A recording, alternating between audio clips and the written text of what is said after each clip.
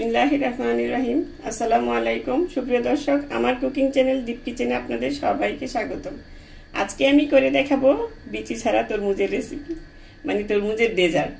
এটাকে আমি বিচি ছাড়া এই জন্য বলি যে তরমুজটা তৈরি করা হয় ওভাবেই, বিচিটা ফেলে দিয়ে, সেটাই যেভাবে আমি করি সেটাই আপনাদের সামনে আজকে নিয়ে হাজির হয়েছি। চলুন তাহলে কথা না বাড়িয়ে রেসিপিটা শুরু করা যাক। এই দেখুন, আমি তরমুজের ডেজার্টটা বানানোর জন্য এখানে একটা তরমুজ নিয়ে নিয়েছি। আমার তরমুজটা বেশি লাল হয়নি, কিন্তু ডেজার্টটা বানানো যাবে। আপনারা মানে লাল দেখে তরমুজ নিয়ে নেবেন। এটা কেটে আনা যায় না, যেহেতু আমার এভাবে কাটতে হবে, সেই জন্য আমি কেটে আনতে পারিনি। এখন আমি এই তরমুজটা সুন্দর মতন মানে সাইড দিয়ে কেটে আমি খোসাটা বের করে নেব। মানে তরমুজের এই তরমুজগুলি কেটে বের করে খোসাটা রাখবো।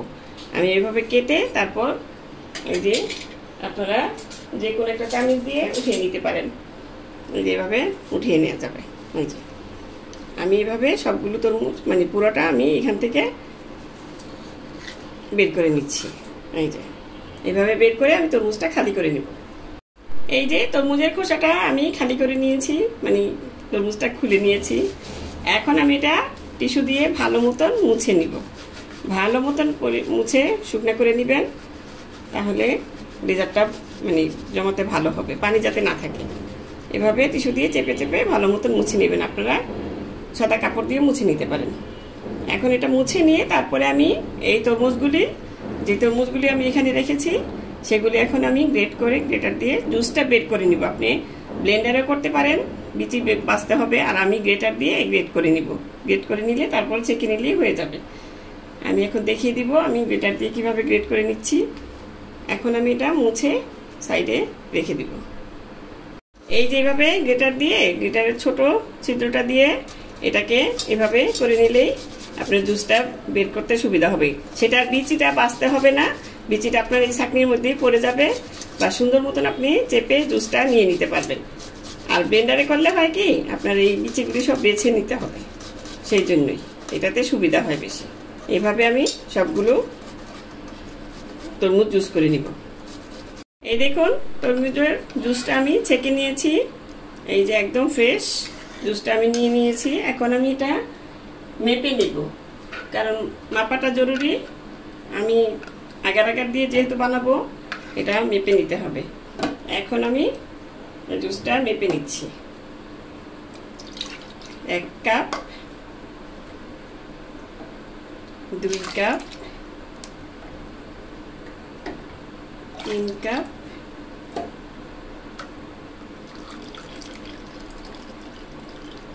4 কাপ, পুরো 5 কাপই হয়েছে, মানে সামান্য একটু বেশি হয়েছে। এটা 5 কাপই। 5 কাপ যেহেতু 5 কাপের জন্য 5 চা চামচ আগার আমার নিতে হবে, সেই জন্য এই জুসটা মেপে নিলে ভালো হবে।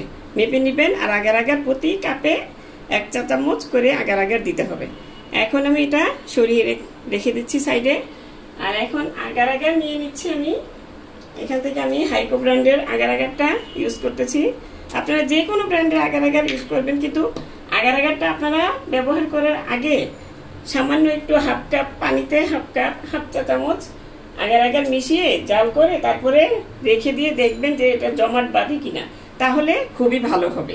নইলে কিন্তু এটা মানে কি পরে আপনি অনেক সময় অনেক আগার সহজে মানে জমে না, সেই জন্য।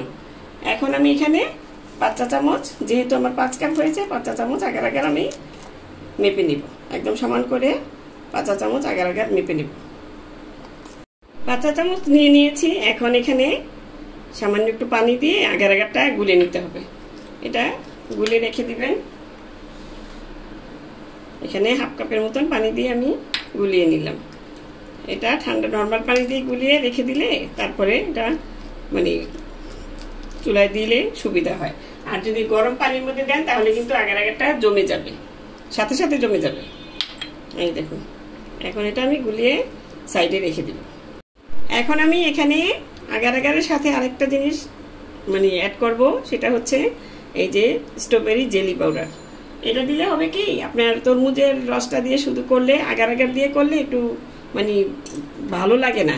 আর জেলি পাউডারটা দিলে একটা জেলির ফ্লেভার আসবে, মানে স্ট্রবেরির ফ্লেভারটা আসবে, তাহলে খেতে খুবই ভালো লাগবে। আপনারা শুধু আগার আগার দিয়েও করতে পারেন। এখন এখানে দিয়ে দিচ্ছি হাফ কাপ চিনি। চিনিটা যে যার স্বাদ মতন, যেহেতু এমনিতেই তরমুজটা মিষ্টি হয়, আমারটা একটু হালকা মিষ্টি ছিল সেই জন্য। এখন এখানে অল্প পানি দিয়ে আমি জেলি পাউডারটা আর চিনিটা মিশিয়ে নিব। মিশিয়ে এখানে দিয়ে দিব সেই যে আমি আগার আগার গুলিয়ে রেখেছিলাম সেটা। দেখুন কিরকম থকথকে হয়ে গিয়েছে। এখন এটা দিয়ে ভালো মতন হুইস্কের সাহায্যে ভালো মতন একদম মিশিয়ে নিতে হবে, নেড়েচেড়ে, যাতে কোনো লাম্পস না থাকে, মানে আগার আগারের কোনো দলা না থাকে। এটা ভালো মতন মিশিয়ে নিতে হবে। এই যেভাবে নেড়েচেড়ে ভালো মতন মিশিয়ে নিতে হবে, যাতে চুলায় বসিয়ে দিলে কিন্তু এটা সাথে সাথে জমাট বেঁধে যাবে, সেই জন্য এটা মিশিয়ে নিতে হবে ভালো মতন।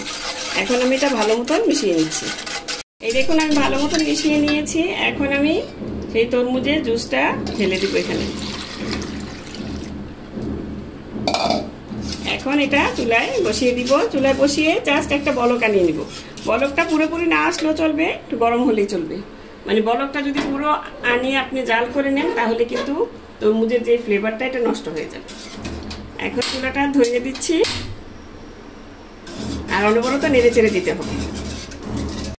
এই দেখুন বলক এসে গেছে, এই যে সাইড দিয়ে বলক আসতেছে। এখন আমি এটা নামিয়ে নিব। এই দেখুন এখন আমি এই যে তরমুজটা একটা বাটিতে কিন্তু আমি সেট করে নিয়েছি যাতে না পড়ে। এখন আমি এটা ঢেলে নিচ্ছি। এটা গরম গরমই ঢেলে নিতে হবে, নইলে কিন্তু জমাট বেঁধে যাবে।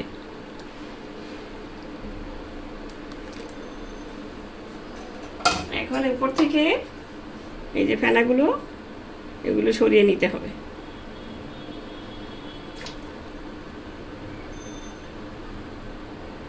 এই যে এভাবে সরিয়ে নিয়ে তারপরে আমি এটা রেখে দিব নর্মালভাবে, এমনি বাইরে রেখে দিব জমানোর জন্য। এটা জমাট বেঁধে গেলে তারপরে 2 ঘন্টা 3 ঘন্টা ফ্রিজে রেখে তারপরে আপনাদের কেটে দেখাবো। ফিরে এলাম 2 ঘন্টা পর, নর্মাল ফ্রিজে রেখেছিলাম ঠান্ডা হওয়ার পর। এখন আমি এটা কেটে দেখাচ্ছি। এই দেখুন এভাবে সুন্দর মতন করে তরমুজ যেমনি কাটে ওভাবেই কাটবেন। এটাকে আমি তরমুজের ডেজার্ট, বিচি ছাড়া তরমুজ সেটাও বলি, মানে যে যে নামে ডাকেন, খাবার তো একটাই। এটা কাটতে এই দেখুন, এই যে কত সুন্দর হয়ে গেল না? মানে পুরো তরমুজটাই এটা, মানে মনে হবে যে তরমুজ, বিচি ছাড়া তরমুজ, এটা আমি যেটা বলি আর কি। এখন আমি কেটে টুকরো করে দেখাচ্ছি আপনাদের। এই দেখুন এখন পিস পিস করে কেটে নিব।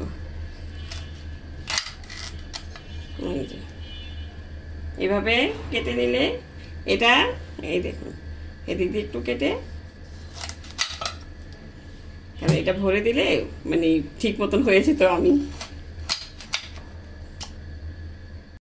এই দেখুন আমি পিস পিস করে কেটে নিয়েছি। পিসটা দেখতে কত সুন্দর দেখা যাচ্ছে, একদম মনে হবে যে একদম অরিজিনাল তরমুজটা, মানে সত্যি যেটা আমি বানিয়েছি সেটা মনে হবে না, মনে হবে সত্যিকারের মানে তাজা তরমুজটাই। এখন এটা আমি এভাবে করে নিয়েছি, যেভাবে করলাম সেভাবে দেখালাম, আপনারা বাসায় করে দেখবেন। আশা করি আপনাদেরও ভালো লাগবে এই বিচি ছাড়া তরমুজ যেটা আমি বলি। তো দর্শক আজ এ পর্যন্তই। রেসিপিটি ভালো লাগলে প্লিজ আমার চ্যানেলটি সাবস্ক্রাইব করে নিয়মিত চ্যানেলটির পাশেই থাকবেন। সুস্থ থাকবেন, ভালো থাকবেন, ঘরে তৈরি খাবার খাবেন। আল্লাহ হাফেজ।